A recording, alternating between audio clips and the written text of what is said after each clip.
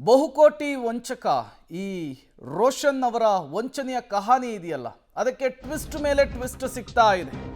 ಉದ್ಯಮಿಗಳಿಗೆ ಕೋಟಿ ಕೋಟಿ ವಂಚಿಸಿದಂತಹ ಶೋಕಿವಾಲ ಇತ್ತ ರೋಷನ್ ಅಂತ ಹೇಳಿ.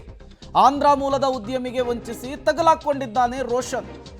ಸಿಲ್ಕ್ ಸ್ಯಾರಿ ತಯಾರಿಕಾ ಕಂಪನಿಯ ಮಾಲೀಕನಾಗಿದ್ರು ಉದ್ಯಮಿ. ಬಿಸ್ನೆಸ್ ಅಭಿವೃದ್ಧಿ ಪಡಿಸುವುದಕ್ಕೆ ಸಾಲದ ಮೊರೆ ಹೋಗಿರ್ತಾರೆ ಉದ್ಯಮಿ. ಈ ವೇಳೆ ಬೆಂಗಳೂರಿನ ಫೈನಾನ್ಸ್ ಕನ್ಸಲ್ಟೆನ್ಸಿ ವಿಮಲೇಶ್ ಪರಿಚಯ ಆಗುತ್ತೆ. ವಿಮಲೇಶ್ನಿಂದ ರೋಷನ್ ಪರಿಚಯ ಮಾಡಿಕೊಂಡಿರ್ತಾರೆ ಈ ಉದ್ಯಮಿ. ಚಿತ್ರದುರ್ಗದ ಸಾಯಿ ಫೈನಾನ್ಸ್ನ MD ಆಗಿರ್ತಾರೆ ರೋಷನ್. ಉದ್ಯಮಿಗಳಿಗೆ ಕೋಟಿ ಕೋಟಿ ವಂಚಿಸಿದಂತಹ ಶೋಕಿಲಾಲ ರೋಷನ್ನ ಈ ವಂಚನೆಯ ಜಾಲ ಇದೆಯಲ್ಲ, ಅದು ಯಾವ ರೀತಿ ವ್ಯಾಪಿಸ್ಕೊಂಡಿದೆ, ಯಾವ ರೀತಿ ಬೇರ್ಬಿಟ್ಟಿದೆ ಅನ್ನೋದು ಈ ಮೂಲಕ ಗೊತ್ತಾಗ್ತಾ ಇದೆ. ಬಿಸ್ನೆಸ್ ಮೆನ್ ಒಬ್ಬರಿಗೆ ಮೋಸ ಮಾಡೋದಕ್ಕೆ ಹೋಗಿ ಈಗ ಪೊಲೀಸರ ಅತಿಥಿಯಾಗಿದ್ದಾನೆ ರೋಷನ್. ಈತ ಎಲ್ಲಿಯವನು, ಹೇಗೆ ಮೋಸ ಮಾಡ್ತಾ ಇದ್ದ, ಎಲ್ಲವನ್ನೂ ಕೂಡ ಕೆದಕುವಂತಹ ಕೆಲಸವನ್ನು ಪೊಲೀಸರು ಮಾಡ್ತಾ ಇದ್ದಾರೆ. ಈತನ ದೊಡ್ಡ ನೆಟ್ವರ್ಕ್ ದೇಶದಲ್ಲಿರುವಂತಹ ಸಾಧ್ಯತೆ ಇದೆ. ಹಾಗಾಗಿ ಎಲ್ಲರಿಗೂ ಕೂಡ ಬಲೆ ಬೀಸುವಂತಹ ಕೆಲಸವನ್ನು ಕೂಡ ಪೊಲೀಸರು ಮಾಡಿರುವಂಥದ್ದು. ಸ್ಟಾಂಪ್ ಪೇಪರ್ಗಾಗಿ 40 ಲಕ್ಷದ ಜೊತೆಗೆ ದಾಖಲೆಯನ್ನು ಕೂಡ ಪಡೆದುಕೊಳ್ತಾ ಇದ್ದಂತೆ ಈ ವಂಚಕ. 15 ದಿನಗಳಲ್ಲಿ ಸಾಲ ಮಂಜೂರಾತಿ ಅಂತ ಹೇಳಿ ರೋಷನ್ ಎಸ್ಕೇಪ್ ಆಗ್ತಿದ್ದಂತೆ. ಜುಲೈ 16ರಂದು ಚಿತ್ರದುರ್ಗ ನಗರದ ಠಾಣೆಗೆ ಮೊದಲು ಬಿಸ್ನೆಸ್ ಮೆನ್ ದೂರನ್ನು ಕೊಟ್ಟಿರ್ತಾರೆ. ಚಿತ್ರದುರ್ಗದಲ್ಲಿ ಪ್ರಕರಣ ದಾಖಲಾಗಿ ಮಂಗಳೂರನ್ನು ತಲುಪಿರ್ತಾನೆ ಈತ. ವಿಮಲೇಶ್ನನ್ನು ಬಂಧಿಸಿ ಬಳಿಕ ಮಂಗಳೂರಿನ ರೋಷನ್ನನ್ನು ಬಂಧಿಸಿದ್ದಾರೆ ಪೊಲೀಸರು ಅನ್ನೋದು ಗೊತ್ತಾಗ್ತಾ ಇದೆ.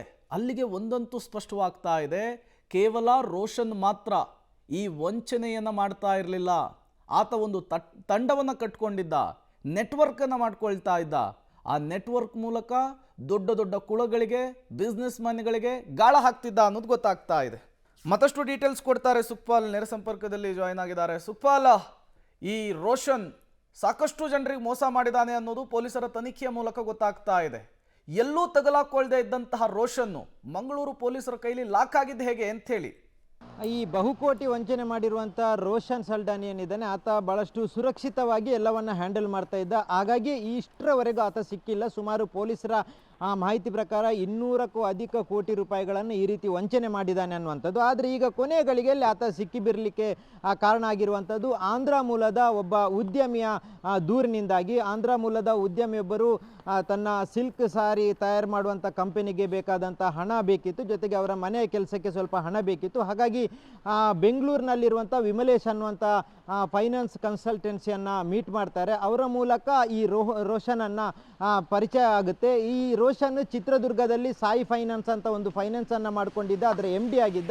ಅಲ್ಲಿಗೆ ಹೋಗಿ ಅಲ್ಲಿ ಆತನಲ್ಲಿ ಭೇಟಿಯಾದ ನಂತರ ಆತ ಆ ಲೋನನ್ನು ಕೊಡುವುದಾಗಿ ಹೇಳ್ತಾನೆ. ಜೊತೆಗೆ ಅದಕ್ಕೆ ಬೇಕಾದಂಥ ಸ್ಟ್ಯಾಂಪ್ ಖರ್ಚು ಏನಿದೆ ಅದನ್ನು ನೀವು ಭರಿಸಬೇಕಾಗುತ್ತೆ ಅಂತ ಹೇಳಿ ಅವರ ಹತ್ರ ಸುಮಾರು 40 ಲಕ್ಷ ರೂಪಾಯಿಯನ್ನು ಪಡ್ಕೊಂಡಿದ್ದ. 15 ದಿನಗಳ ಬಳಿಕ ನಿಮಗೆ ಆ ಲೋನನ್ನು ಕೊಡ್ತೇನೆ ಅನ್ನುವಂಥದ್ದನ್ನು ಭರವಸೆ ಕೊಟ್ಟಿದ್ದ. ಆ ಬಳಿಕ ಆತ ಯಾವುದೇ ಕಾಂಟ್ಯಾಕ್ಟಿಗೆ ಸಿಗ್ತಾ ಇರಲಿಲ್ಲ.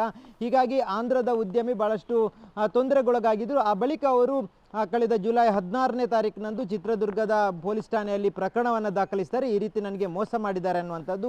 ಈ ಪ್ರಕರಣ ನೇರವಾಗಿ ಮಂಗಳೂರಿಗೆ ರವಾನೆ ಆಗುತ್ತೆ. ಆತ ಮಂಗಳೂರಿನ ವ್ಯಕ್ತಿ ಆಗಿರುವಂಥ ಕಾರಣಕ್ಕಾಗಿ ಮಂಗಳೂರಿಗೆ ರವಾನೆ ಆಗುತ್ತೆ. ಮಂಗಳೂರಿನ ಈಗಿನ ಪೊಲೀಸ್ ಕಮಿಷನರು ಸುಧೀರ್ ಕುಮಾರ್ ರೆಡ್ಡಿ ಅವರು ಖುದ್ದು ಇದನ್ನು ಪರಿಶೀಲನೆ ಮಾಡಿ ಆತನನ್ನು ಬಂಧಿಸಬೇಕು ಅನ್ನುವಂಥ ಪ್ರಯತ್ನ ಮುಂದಾಗ್ತಾರೆ. ಹೀಗಾಗಿ ನಿನ್ನೆ ರಾತ್ರಿ ಈ ರೀತಿಯಾದಂಥ ಒಂದು ಬಂಧನಕ್ಕೆ ಮುಂದಾಗ್ತಾರೆ. ಆ ಸಂದರ್ಭದಲ್ಲಿ ಸಾಕಷ್ಟು ಈತ ಮೋಸ ಮಾಡಿರುವಂಥದ್ದು ಎಲ್ಲವೂ ಡೀಟೇಲ್ ಆಗಿ ಬೆಳಕಿಗೆ ಬಂದಿದೆ. ಹೀಗಾಗಿ ಈ ಪ್ರಕರಣ ಇಲ್ಲಿಗೆ ಮುಚ್ಚಿ ಹೋಗಿ ಇನ್ನೊಂದಷ್ಟು ಜನರು ವಂಚನೆಗೊಳಗಾಗುವಂಥ ಸಾಧ್ಯತೆ ಇತ್ತು. ಆದರೆ ಈಗ ಆಂಧ್ರ ಮೂಲದ ಉದ್ಯಮಿಯವರು ಕೊಟ್ಟಿರುವಂಥ ದೂರಿನ ಹಿನ್ನೆಲೆಯಲ್ಲಿ ಈಗ ಇಷ್ಟೊಂದು ದೊಡ್ಡ ಪ್ರಕರಣ ಬೆಳಕಿಗೆ ಬಂದಿರುವಂಥದ್ದು. ಪ್ರೇಮ್, ಓಕೆ, ಥ್ಯಾಂಕ್ ಯು ತಮ್ಮೆಲ್ಲ ಮಾಹಿತಿಗಾಗಿ.